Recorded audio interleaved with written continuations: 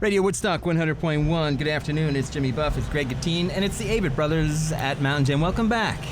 Thank you very much. Why you guys look so serious? What the hell's going on? We are not in a serious mood at all. We're really not. Did you all just wake up? No. Maybe we've been awake too long. Where are you coming from? We had 2 nights in Baltimore. Okay. So we were, 2 big shows. A lot of Did it take everything out? Did you give everything you had? No way. No, we've always got some Did for you today. save some? Yeah, I think the problem with today is we haven't gotten our steps in yet. That's right. right. Count on What our steps? Our steps, our walking steps. Yeah, we look at our phones at the end of each day and see how many steps we've taken. It's kind of What's the record? kind of a sad little competition we've got going. 20-something thousand? I've got 35,000. 35 in one day? Wow. I'm lying. New York City. I think I've walked 10 today. 10 steps. 10 steps? With both feet? That's Is that right. both feet That's count right. in Yeah. that? And I skipped over here to this interview, so. That must have been that must have been a sight to see. Man. If we look serious, we're not. I mean, we're in a good place right now. Have you We're been not, outside yet today? Not much. Not much. But it doesn't look as bad as I've been hearing reports of it being. It looks all right now. Yeah, we're No, actually we turned doing- on the weather the other day, and it said, and I heard the weatherman say Sunday, what you call one of those washouts. Yeah. Washout. Yeah, it's not so That's bad not a right good now. word that you want to hear. Nah. No, actually, it's great festival up here. weekend. They just canceled the Governor's Ball today down in New York City because the We rain. just heard that. Yeah, Yeah. so bad down there. So lots of time for people to get up to the mountaintop and catch your set because you guys aren't on for a little bit, right? Like That's right. you're closing the festival. Did you know that? Yeah, we did. Uh-huh. Pumped about Another it. late night. Yeah, it's great. It's You all got good. enough for that, right? You say We did, man. No We doubt. got everything. No doubt. It's all good. According to one of the internets here, Scott and Seth recently spoke to Garden and Gun magazine. Is that true? There's Sure. a Garden and Gun magazine? There is, yeah. That's the most surprising part to me. Well, it's the name. How do those two relate? Yeah. It's more of like a South. Like a southern lifestyle type magazine. I'm not sure. It doesn't really have anything to do with guns. Gardens or guns. Yeah, guns. Yeah. I think it's just the symbolism of gardens and guns. Yeah, kind of the cultural sort of connections there. But yeah, it's more like a southern lifestyle. They'll do issues on cooking and southern music and we've had a relationship with them for a while. And what kind of questions do they ask? ask at Garden Well, and Gun they asked mainly magazine? about gardens and guns. Yeah, that's the weird That was the weird thing about it. I was like, you guys aren't really about that, but I don't really know a whole lot about either one, but I'll talk about it. Yeah, I did the interview. It was. Yeah, and on top of that, Scott was the one that did the interview, so I don't even know, why I have a memory of doing the interview. No, they're a good group of guys, though. Yeah. We've like Seth said, we've known them for a bit, and they always put a lot of care in what they do. And the magazine is very, very handsome, very nice magazine. So. Okay. Do you happen to have a copy of that? Well, I do actually keep copies with me, signed copies for anyone who would like one. But no, we don't have any copies. Any gardening tips by any chance? What's that? Any gardening tips? You gotta weed a lot. Yeah, read a lot. Read a Take lot. your time. Yeah. And don't try to do it in 1 year. All right. Ain't gonna happen. True sadness. Have you experienced this? It depends on your definition of true sadness. No, it's your definition, I think. I'm looking for. Well, there's 2 of them for us. One of them is more direct and literal, where just the normal true sadness that every human experiences in some way, shape, or form, and then another in just a perspective of looking at something as being possibly pathetic, like an effort that might feel sometimes just truly pathetic. Pitiful? The true sadness in something that's just pitiful. Yeah. And I'm sure there's more definitions, but Seth and Bob and I all 3 have had lots of time to think about the title of the record and how it equates and how it relates to the songs and the lyrics on the record, not just the one song. And it's important to us, and it's sincere in several ways. Yeah, it seems like you have these awakenings throughout your life. Like there's that moment early on when you realize that your parents are, fallible and have flaws, and there's all these steps as you're growing up.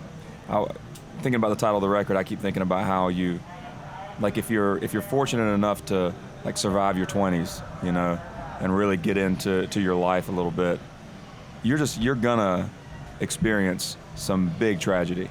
You know, like sooner or later, it's coming for you. You know, deaths in the family, cancer. You know, like it's just reality. Like you get you know, to live long enough, you're going to run into some things. And Bob's spoken with great eloquence on this, but we have this ability to experience joy and misery kind of at the same time. You know, and the older you get, the more you can kind of get those things happening simultaneously. It's a weird thing. You can't. You can't kind of realize along the way. One of the biggest things for us has been gratitude in the past. Since we spoke with you last, you kind of can't have that joy to its fullest without some of that other stuff. Because that's how, for us, we've been able to experience chances where we didn't get to all be on stage together. It wasn't in our control, you know. This is just one element. I mean, not even mentioning like other tragedies that happened personally to a person, but then you start realizing, wow, the joy shared when it's there, you realize it can be taken away at any moment. Then you get to fully bring that to the stage with all the gratitude. So in a lot of ways, we, as much as we want to celebrate and have the joy always, I mean, you're looking at Michael Fronte out here right now, and you realize that's what it's about. This is the inclusive moment where everyone, doesn't matter what's happening, this is the time to have a good time. And that we don't take away from that, but you sort of have to have the other to have that other to its fullest. And all you got is today, man. That's true. put simply, yeah. Absolutely. That's it. Yeah, and the old Buddhist theory about the deeper the sorrow, the greater the joy. Absolutely. Right. You know, so but when you're in that true sadness and you're isolated alone, it's hard to get out of that by yourself. That's There's why no you doubt. guys Maybe work. impossible, yeah. There's no doubt. But Having a band, I'm sure, helps. A family, really. it does. It helps quite a lot. There's probably times, I think there's certainly times for all four of us sitting here where having the band was the difference between coming out of it or not coming out of it. It's all good. It's Yeah. not, you know, I'm just it's- waiting for the hug. Can we cheer things up a It little is bit now? redeeming. It Let's is talk redeeming. about the record. Well, that's It's the thing. redeeming. Like, yeah, we don't mean for it to be like a drag. You know, like the title. It's not tongue in cheek, but it is meant. You know, a lot of times when I'm talking about it, I'm smiling because the joy is at the forefront of my mind. You know, like there's a lot of resolution and understanding that true sadness is going to be part of your life. You know, it doesn't have to be just this. You know, this deal where you're just beaten down and feeling the misery all the time. It's sort of coming to a resolution that there is going to be misery, but within that, there's still a lot of room for celebration. You know, It's acceptance. It again. is. You It know? is. It's And beautiful. It's a beautiful awesome. thing. And you can't be fully human if you can't experience the whole full range. No doubt. Yeah. Where did you make the new record? Malibu, mainly. We went back out there and worked with Rick Rubin again on this one, and we put a couple of finishing touches on it in North Carolina, but for the most part we were in at Shangri-La Studios, which was owned by the band years ago. So pretty easy to find the mojo there. You know? How would Richard sing this one? That's right. That's right. Yeah, a lot of that. Just greatly. Yeah, just It's awesome. usually the answer. Yeah. Let's try to make this record really good for once. When you go and work with Rick Rubin again, is it the same kind of approach? I mean, does he have a set pattern? This is how it works, or does he So leave it far, up to you guys? With this being our fourth record to release with and the third session that we've done, all three have been different. So I think all of us are just trying to follow our instinct, you know, stay true to that. This particular session started with we wanted to go in and do a Tonight's the Night type record where the band we've developed, or we've grown into this 7-piece band, and we all love each other quite a bit. We love playing together, and we've matured a lot since the last record. We didn't exist as a 7-piece band since the last record, so we were excited about going in and recording with that band in a room as close to real time as possible.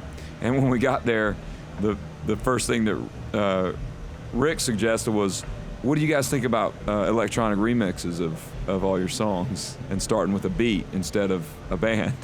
We were like, okay, so it's two completely different things. But what his point was what can be the most informative thing to turn this thing inside out and teach us about what's next? What would provide a new way of looking at this to possibly open doors and how we write, how you guys write, and how you bring it back to record with me. or together. And what was interesting about that is it actually, we said, well, yeah, let's entertain this, but it actually started with Bob, Seth, and I performing all the songs, just the three of us, banjo, guitar, and bass, like it was 2005, before the rest of the band was with us. So we were forced to do this list with us, just the three of us. The next list was the full band performed. The next list was we did remixes of probably 90% of the songs. And then the next group was we took our human hands and instruments and re-recorded some of the remixes with actual playing them. Okay. So we had, in theory, we had 4 versions of each song. What a great compromise. It was well, yeah. Everybody came out liking each other. Two ways, let's do it 4 ways. Yeah, Exactly. It kind of turned into like a retreat for like experimentation, sort of, for each of the songs, you know? Yeah.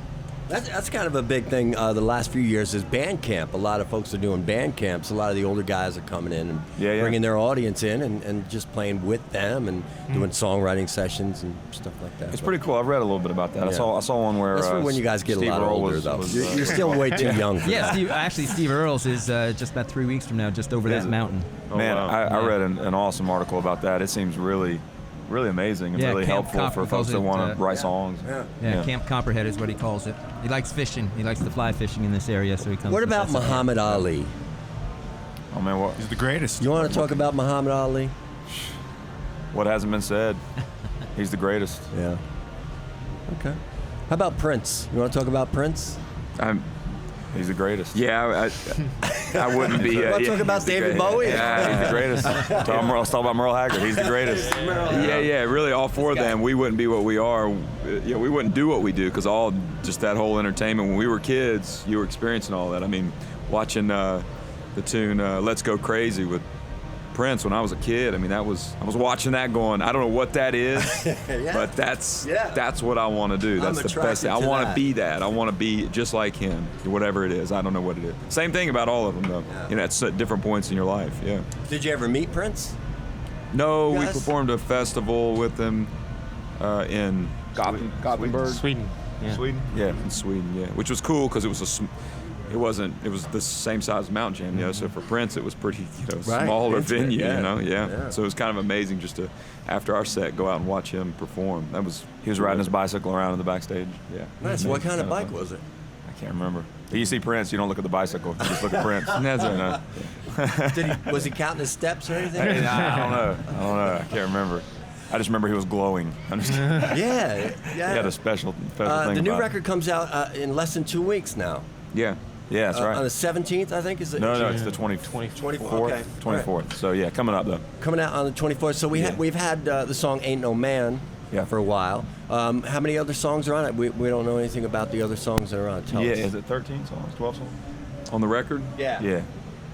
It's a lot. 12. Yeah, 12 songs I think. Okay. Yeah. All right. It's kind of all over the map aesthetically. With us ending up with 4 versions of almost every song we tried, and we tried like more like 17 or 18, something like that. So 12, 13 ended up on the record. It covers a lot of ground. Yeah. Like sonically, it's kind of all over the map. We keep trying to describe it. It feels like you're starting over every time you try, but it definitely, with each song, is the furthest out in that regard. Like every type of song, it's the furthest we've gone into that genre, sort of. And where does "Ain't No Man" fit into the mix of the album? Because that's the one we've been playing. Yeah. Like, couple what would we weeks. consider? You mean, like, as Yeah. far as genre? I don't know.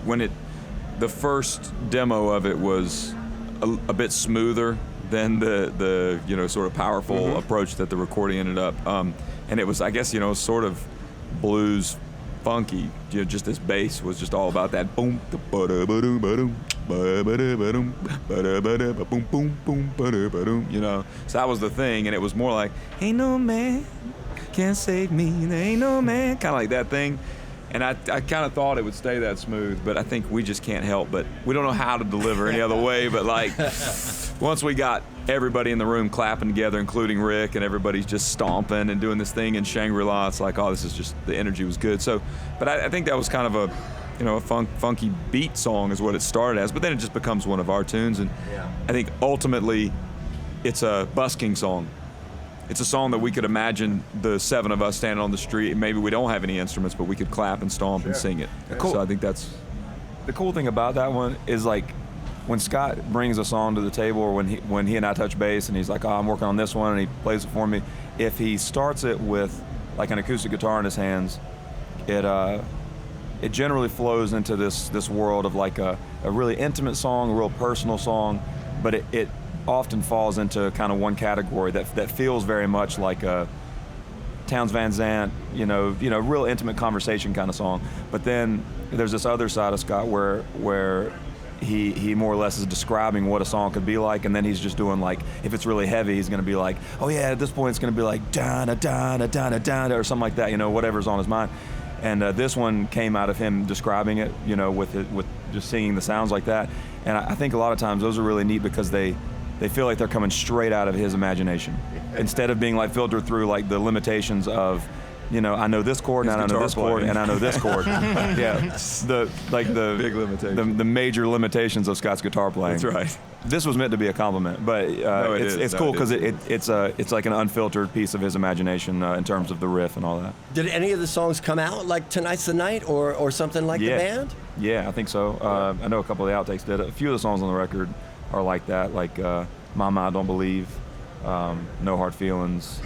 Yeah, there's quite a few that ended up that were like, just band performance. This is just like us doing the moment in the band, in the room with all 7 of us just playing, with our hearts and everything on the forefront. So yeah, and one of the tunes ended up being the 3 performance songs. Yeah. So like we did the very first time we 2 of the songs. Fish Road and Wish I Was. Oh, Wish I Was. So 2 of the songs were just the first 2 days we recorded. We did them 3 more times, but they were just right from that initial. Oh, I'm sorry. No. We want to play one of these. Yeah, songs. we What did. do We have? borrowed Scott's phone because you have some songs on the phone that we haven't heard yet, and we have the title track queued up and ready to go. True Sadness. Yeah.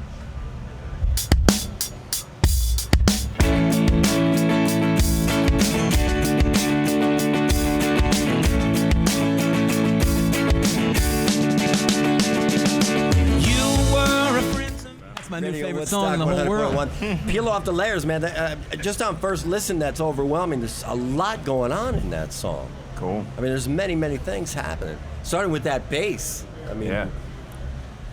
Laying it down, man. Yeah. Bob Crawford laying it down man. right there. That Watch is out. pretty damn good. Thank you, man. True Sadness, the Avett Brothers comes out on the 24th, and they're playing here on the main stage. Before you guys go, can you, Scott, spell Poughkeepsie? We know you can sing it. Poughkeepsie.